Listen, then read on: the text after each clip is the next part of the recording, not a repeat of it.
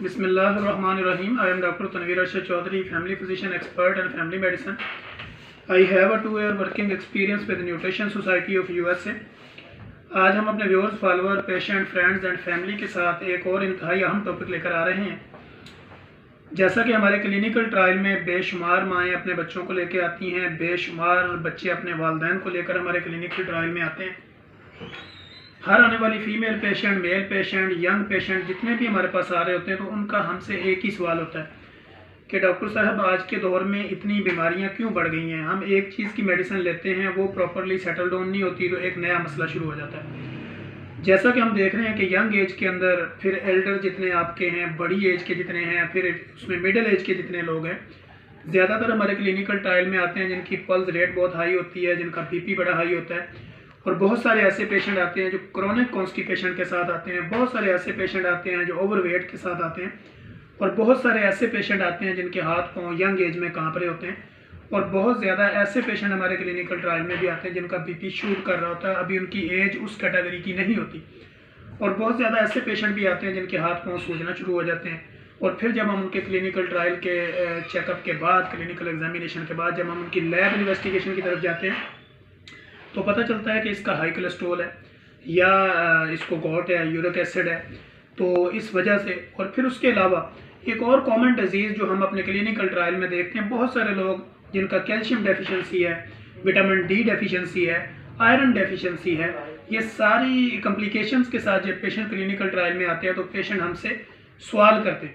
और वो सवाल उनका ये रीज़नेबल सवाल होता है और रेलिवेंट सवाल होता है। वो हमसे ये पूछते हैं कि डॉक्टर साहब आज से कुछ देर पहले या कुछ टाइम आप 20-30 साल पीछे चले जाएं तो ये बीमारियां बहुत कम थी।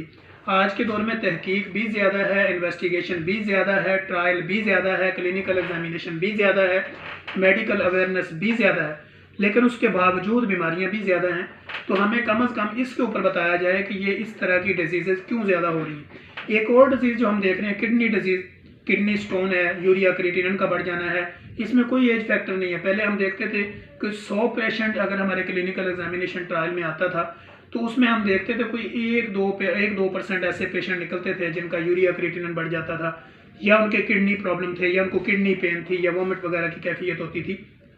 आजकल हम अपने क्लिनिकल ट्रायल में हर दूसरे से तीसरा पेशेंट देख रहे हैं कि जिसका यूरिया और क्रिएटिनिन बढ़ा होता है और किडनी पेन के साथ वो हमारे क्लिनिक में आता है। तो ऐसी कंप्लेंट देख के फिर पेशेंट का ये जो सवाल है, ये रेलिवेंट क्वेश्चन बन जाता है कि ये डिजीज़ क्यों है। अब हम ये बताना चाहते हैं अपने viewers, follower, patient, friends and family के साथ कि आज से आप 30 साल पहले या 25 साल पहले या 40 साल पहले या 50 साल पहले आप अपनी रूटीन को देखें, अपना लाइफ मॉडिफिकेशन को देखें, अपनी डाइट हैबिट्स को देखें तो आपको पता चलेगा कि हम लोग खाते कम थे और चलते ज़्यादा थे।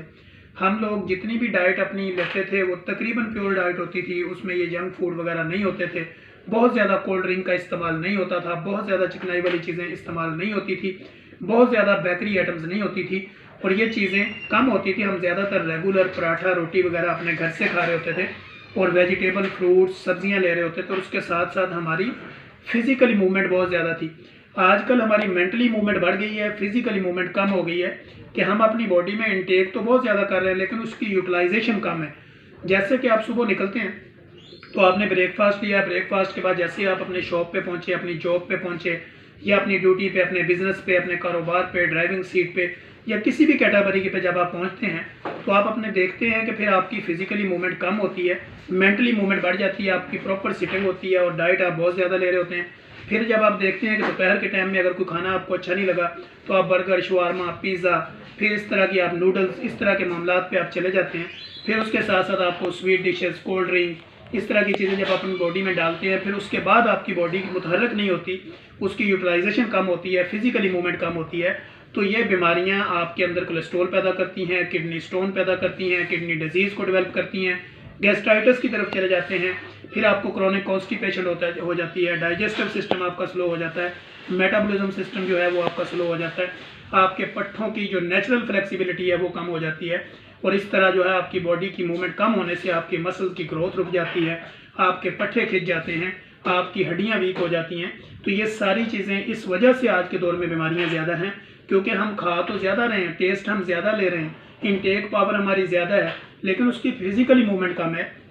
कि जितना हम खा रहे हैं उसके बरक्स उतनी हमारी फिजिकल मूवमेंट नहीं है, उतने हम अपने आप को मुतहरक नहीं रख रहे, उतनी हमारी बॉडी जो है वो वाइब्रेट नहीं है, जिसकी वजह से आपके किडनी पे प्रेशर पड़ता है, आपके हार्ट पे प्रेशर पड़ता है, आपका कोलेस्ट्रॉल लेवल बढ़ता है, आपके पट्टे खिंच जाते हैं, आपके मसल्स खिंच जाते हैं, आपकी जॉइंट पेन निकल आती है। आजकल हम देख रहे हैं 18 से 20 साल के यंग नौजवान भी हमारे पास आते हैं तो नी जॉइंट पेन के साथ आते हैं, या उसका शोल्डर पेन के साथ हमारे पास आते हैं, या सर्वाइकल स्पॉन्डिलाइटिस के साथ आते हैं। तो हम जब इसकी फिजिकली हिस्ट्री हमने अपने क्लिनिकल ट्रायल में देखी तो वो यही है कि आपकी डाइट हैबिट्स और आपका लाइफ मॉडिफिकेशन, ये दोनों चीज़ें कॉमन हैं आपकी डिजीज़ को डेवलप करने में। तो लिहाजा आप सादा ग़िज़ा का इस्तेमाल कीजिए और कम खाइए ज़्यादा चलिए, ये हमारा स्लोगन है। हम हमेशा अपने पेशेंट को, अपने व्यूअर्स को, फॉलोअर्स को, फ्रेंड्स को, फैमिली को एक ही मैसेज देते हैं कि कम खाएं ज़्यादा चलें। जब आप कम खाएंगे ज़्यादा चलेंगे आपकी बॉडी मुतहरक रहेगी, बहुत सारी बीमारियों से आप महफूज रहेंगे, आपके किडनी प्रॉपर काम करेंगे, आपका कोलेस्ट्रॉल लेवल नहीं बढ़ेगा, आपकी बॉडी मुतहरक होने से आप ओवरवेट नहीं होंगे। तो इस तरह आप बहुत सारी बीमारियों से अपने आप को निजात दिला पाएंगे। लिहाजा हम कहते हैं कि आप जितनी भी अपनी बॉडी में इंटेक पावर आपकी है उससे डबल जो है वो अपनी बॉडी को फिजिकल मूवमेंट बढ़ाएं।